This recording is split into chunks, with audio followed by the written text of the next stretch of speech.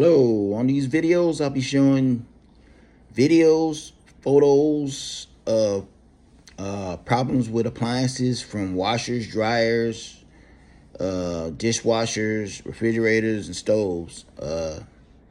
And I'll show you the video or the photo and title what the problem with that appliance is. And I'll read the comments on how to possibly repair it or the problem with the appliance. And you can go on to look for videos on how to repair the problem. But, I'll show you, maybe something leaking or something not starting. And then you can read the comments on the technicians and the DIYers who are commenting on the possibility of the problem with these appliances. So like, subscribe, and comment on the videos. We get this thing going and kind of help you and possibly be able to repair it yourself, or know that, hey, this is a little too technical. I need a appliance person to step in. Let's get started. Hi. Had F7E1 code, then changed actuator, worked one day fine, then this happened.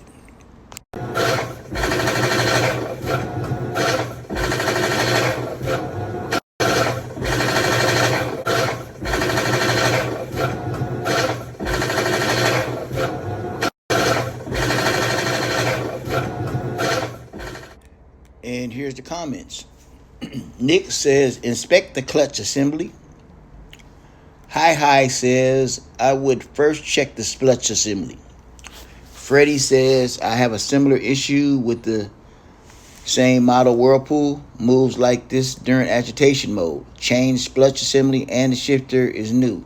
Changed it not too long ago. Could it be catching somewhere else? Dave says, the Splutch is hanging up and not fully disengaging the basket during the agitation cycle. Seeing the basket moving with the agitator is the dead giveaway. Derek says, you're going to need to change the Splutch kit. Either that bolt has